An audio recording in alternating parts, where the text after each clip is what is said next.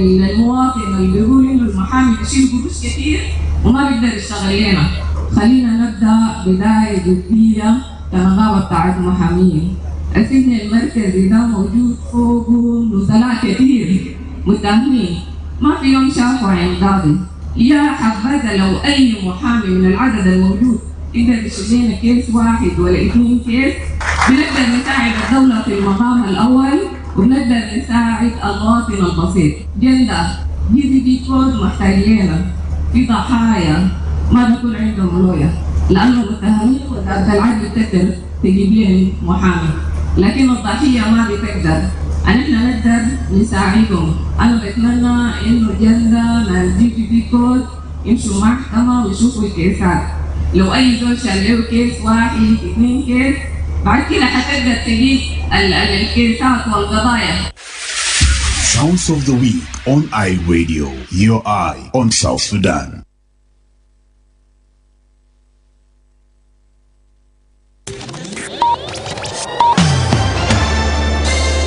Live from Juba, on air and online.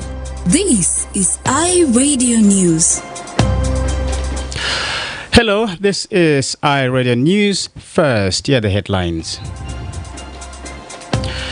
The Minister of Finance and Planning says the ministry has been paying salaries without cash, citing the liquidity crisis. The UN Commission on Human Rights in South Sudan has warned that the 2018 revitalized peace agreement is at serious risk of collapse and called for urgent regional intervention to salvage the faltering peace process. And police authorities in Ladupayam of Juba County say one charcoal trader was killed by an unidentified assailant in the Jebel Ladu area last night. This is stories and more coming to you in this news bulletin with me, Lasuba Memo, and now the news in detail. The Minister of Finance and Planning says the ministry has been paying salaries without cash, citing the liquidity crisis. Dr. Mariel Dongring Ater made these remarks during the swearing-in ceremony of the new Bank of South Sudan Governor, Dr. Addis Ababa Otho, and his first deputy, Samuel Yanga Mikaya, held on Wednesday. Dr. Dongring told the new leadership of the financial regulator that while policies are in place to ensure full economic recovery, the biggest challenge remains accessing physical cash. From a very, very difficult period, the whole of 2024, part of 2025, we have policies in place. We have been working with them to ensure that we have full recovery as soon as possible. We have the major challenge that you will face is how to address the cash shortage in the economy.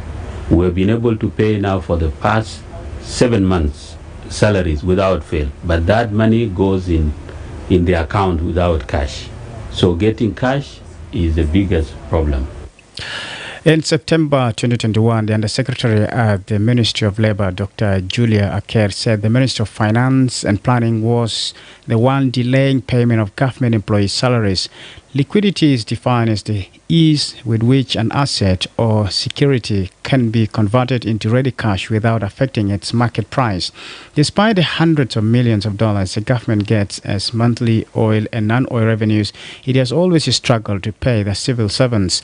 Advocacy groups attribute this to corruption among senior government officials who pocket the public money. Last week, the Bank of South Sudan vowed to address the ongoing liquidity shortage affecting banks once and for all. The financial regulator said it has a clear strategy aimed at bringing back the large amounts of cash circulating outside the formal banking system. In recent weeks, many South Sudanese have reported difficulties withdrawing large sums of cash, citing a shortage of liquidity at banks. Dr. Addis Ababa Otho acknowledged the problem, attributing it to the significant volume of cash held outside the banking system. While he did not detail the strategy, he said there is a need for collaboration with commercial banks and other financial institutions to ensure a coordinated approach. Dr. Otho expressed confidence that once the strategy is implemented, liquidity challenges will be resolved permanently. The Bank of South Sudan and commercial banks have reaffirmed their commitment to strengthening cooperation within the financial sector. The UN Commission on Human Rights in South Sudan has warned that the 2018 revitalized peace agreement is at risk of collapse and called for urgent regional intervention to salvage the faltering peace process. Emmanuel Joseph Akile reports. In a press release sent to iRadio this morning, the Commission said the escalating military offenses, political crackdowns, and foreign military presence are not only accelerating the breakdown of the agreement, but also fueling deep fear, instability, and widespread trauma among the people of South Sudan. Yasmin Swoka is the chair of the Commission. She said, and I quote, "South Sudan's peace agreement is in crisis. The renewed violence is pushing the revitalized peace agreement to the brink of irrelevance, threatening a total collapse. Such a breakdown risks fragmenting the country even further. Regional partners, especially the African Union and IGAD, must urgently increase their leverage and pressure on South Sudan's leaders to de-escalate tensions, return to meaningful dialogue, and fully implement the peace agreement." End quote. Earlier this week, the Commission held consultative dialogues with a range of stakeholders, including civil society representatives, to assess the deepening crisis and explore measures to avert a return to civil war. Participants expressed widespread fear and anxiety among communities who are increasingly traumatized by persistent violence, arbitrary arrest, and the erosion of civic space. According to the Commission, since March 2025, the SSPDF have launched sustained military operations, including airstrikes on civilian populated areas, causing significant casualties and mass displacement. It added reports of Ugandan forces supporting the SSPDF, alongside the government's move to recruit thousands of additional soldiers, seemingly outside the security sector reform commitments in the revitalized peace agreement, and pointing towards protracted conflict, have further heightened public fear and concern over looming widespread violations. A commissioner at the Commission, Carlos Castrisana Fernandez, said South Sudanese are living with extreme trauma. They are enduring targeted military attacks that have upended lives and instilled widespread fear.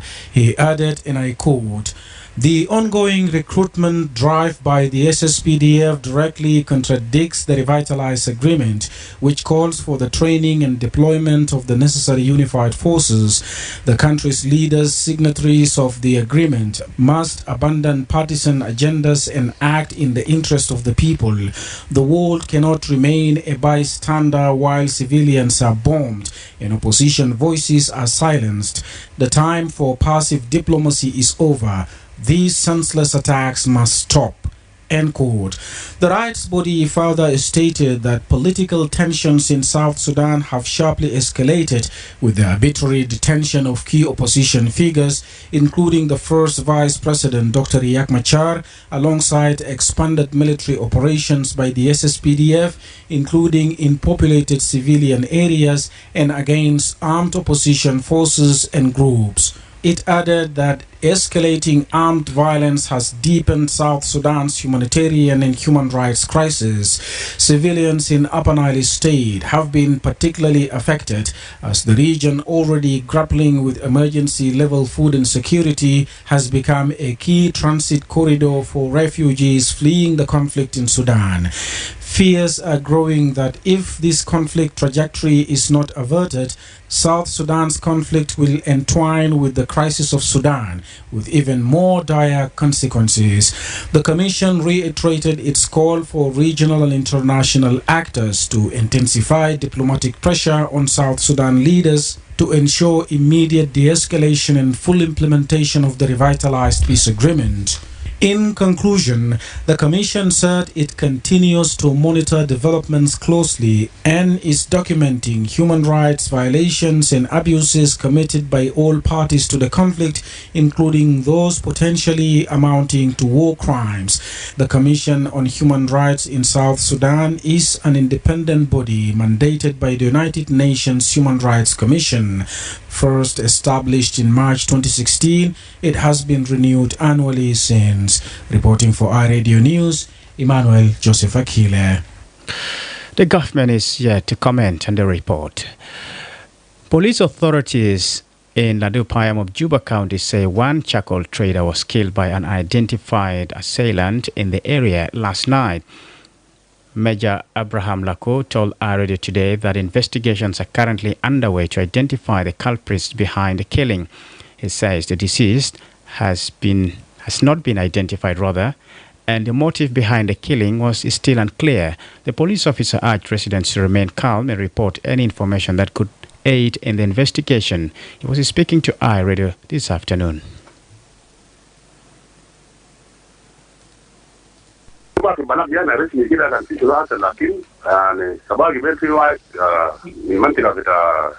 في جبل نواي شرطة كده تقولوا تليفون قال يعني في يوم كتلو قال في ورا جبل هناك كان تفاهم قال كتلو هناك في ورا جبل ده جبل قال نفر هو قال نفر واحد جبل لما نسمع وجات فتيجة بعض يعني الجول فاهم ركشة ولا الجول ده كان يشتغل فاهم لا نجي كان شغال فاهم والقبا هنا مسافر وين بالضبط كده قال ورا جبل قال ورا جراء ده مناه بينا في لا اسمه باي أو جراء.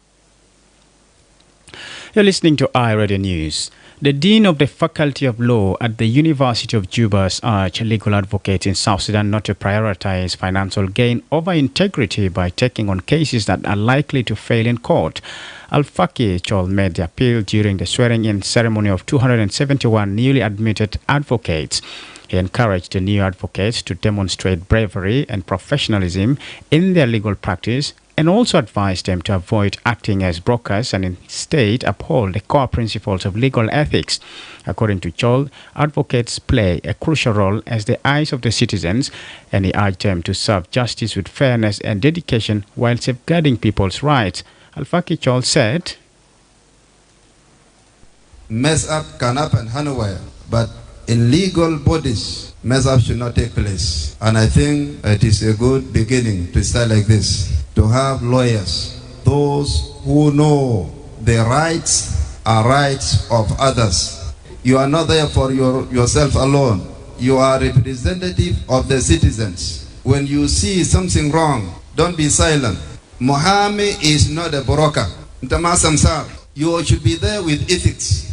If you know that this case you are going to fail or there is no legal ground for you to raise this case, don't take it. You advise the client that this case has no hope. You will fail it. You will lose it. But if you know, because you are a judge by itself, you are a standing judge, if you know that case you are going to lose it, please don't mislead your client. Tell him the truth. Tell him the truth.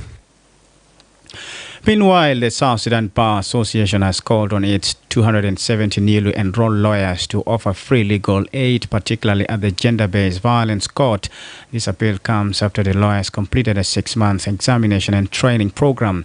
Kansa Ibrahim, the chairperson of the Central Committee of the Bar Association, called the new legal professionals to change the public's perception of lawyers. She highlighted that many inmates in Juba Central Prison cannot afford legal representation and have never appeared before a judge. وخلينا نغير المفهوم الخاطئ للمواطن اللي بيقول انه المحامي بيشيل قروش كثير وما بيقدر يشتغل لنا. خلينا نبدا بدايه جديه كنقابه بتاعت محامين. السجن المركزي ده موجود فوقه نزلاء كثير متهمين ما في يوم شافوا عين قاضي. يا حبذا لو اي محامي من العدد الموجود يقدر يشيل لنا كيس واحد ولا 2 كيس، بنقدر نساعد الدوله في المقام الاول ونقدر نساعد المواطن البسيط. جندا دي كود محتاجينها في ضحايا ما بيكون عندهم لويا لانه المتهمين وزاره العدل بتقدر تجيب لهم محامي، لكن الضحيه ما بتقدر. احنا نقدر نساعدهم. انا بتمنى انه جندا ناس دي كود يمشوا محكمه ويشوفوا الكيسات. لو اي زول شال له كيس واحد 2 كيس بعد كده حتقدر تجيب الكيسات والقضايا. Arab Malweth Monun, chairperson of the South Sudan Bar Association, stressed the importance of upholding professional standards. He said that 18 out of the 270 aspiring lawyers failed the examination and will undergo further training. The number of lawyers who passed the examination is 270. The admission was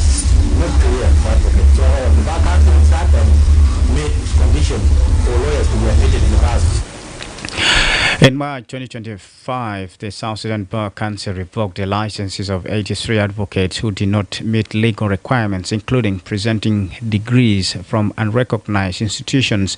The Advocate Act mandates that every new lawyer must complete 1 year of training under a senior lawyer before full admission to the bar. Before we move to the international stage, the Northern Corridor Transit and Transport Coordination Council has officially handed over the newly built Nesitu roadside parking and customs point to the Ministry of Transport. The facility aims to boost trade and road safety in the country. The new facility is expected to improve customs operations and ease the flow of goods and services along South Sudan's main trade route. It will also enhance road safety and customs efficiency along the Juba-Nimule Highway. Speaking at the handover in Nesitu yesterday, the South Sudan Revenue Authority Commissioner General Simon Dengakwe described the facility as a critical checkpoint. This facility will serve as a critical checkpoint for all inbound cargo destined for Juba and other parts of the country. It introduces an additional layer of inspection and control. We will significantly enhance compliance, security, and revenue assurance. In particular, this year, Honorable Minister will help curb the smuggling of sensitive goods such as cigarettes, alcohol, and hookah tobacco, of which we have been struggling to control. Meanwhile, the Minister of Transport, Dr. Lamakol, called the Nesitu roadside parking as a transformative milestone for South Sudan. The Nesitu roadside station represents a transformation milestone for South Sudan, bringing a number of expected benefits, including 1.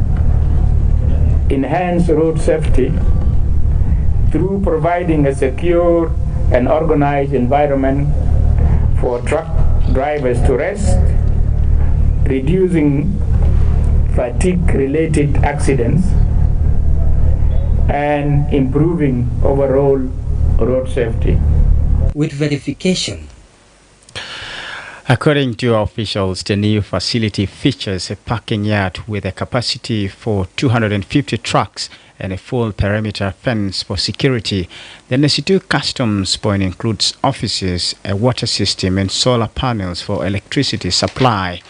When fully operational, the facility is expected to reduce road congestion, curb smuggling, and improve the experience for both truckers and customs officers. The Ministry of Transport has confirmed that the facility will be officially opened in the coming days. This is iRadio News, and now to the international news. Here is Madrama James. The Israeli Defense Force says it carried out air strike on nuclear site and says Revolutionary Guard Chief Hossein Sulaiman and other commanders have been killed. Iran says 6 scientists have been killed, with the state TV reporting that civilians, including children, are among the dead. This has not been independently verified. Israel's military says Iran fired about 100 drones towards its territory, many of which were intercepted after Israel carried out waves of a strike on Iran overnight. Elsewhere, the ruling party in Burundi has won all 100 seats in a parliamentary election that the opposition say has killed democracy in the Central African state. Giving the provisional results for last week's poll, Electoral Commission head Prosper Tahurumenya said that the CNDD-FDD party secured more than 96% of vote in all provinces. The opposition Habrona party came second with a little over 1% of the vote. The party denounced the election as rigged, with its leader Kiruzisa telling the AFP News, "We have killed democracy." Finally, Zambia's former President Edgar Lungu, who died last week, left instruction that his successor Hadiya Chilema should not be anywhere near his body, a family spokesperson has said. This is the latest development in the bitter-fueled over funeral plan for the later president following his death in South Africa at the age of 68. The government had a plan to fly his body back home on Wednesday, but failed to do so because of a dispute with Lungu's family and his political party, the Patriotic Front, over mourning and funeral arrangement. And now we move to the world of sports. Here is Darlington Moses.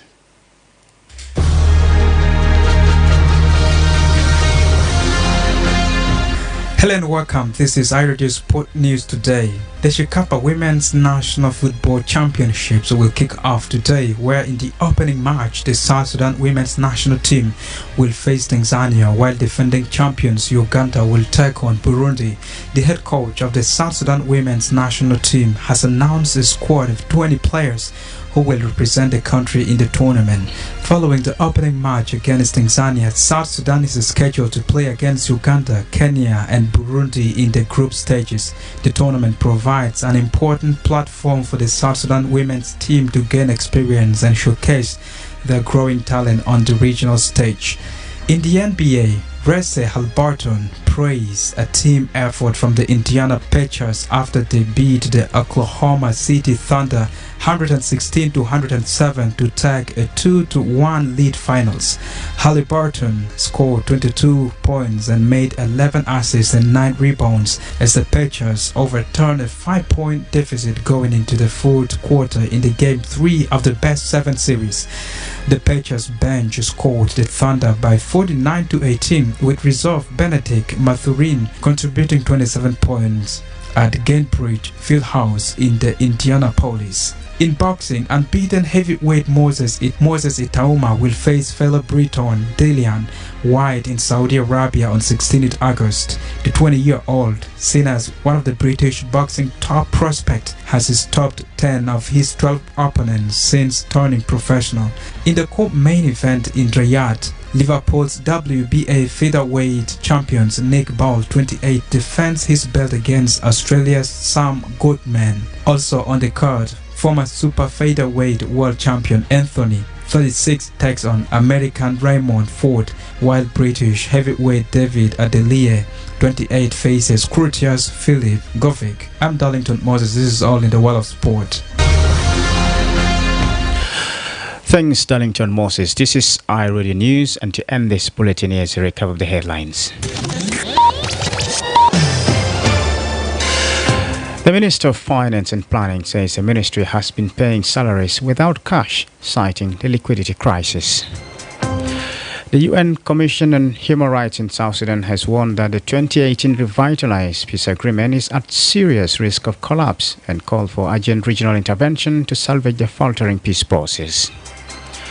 And police authorities in Lado Payam of Juba County say one charcoal trader was killed by an unidentified assailant in the area last night. That's the end of iRadio News. If there is a story or an event you'd like iRadio to cover or report about, please send us a text message at +211 925 287 870. It's also a WhatsApp number. Follow us on X at iRadio Juba. Like our Facebook page, iRadio. Subscribe to our YouTube channel at iRadio South Sudan. You can also visit our website and listen to us online at www.iradio.org. Stay tuned for the news in Arabic at half past the hour. I am Lasuba Memo. Thanks for listening.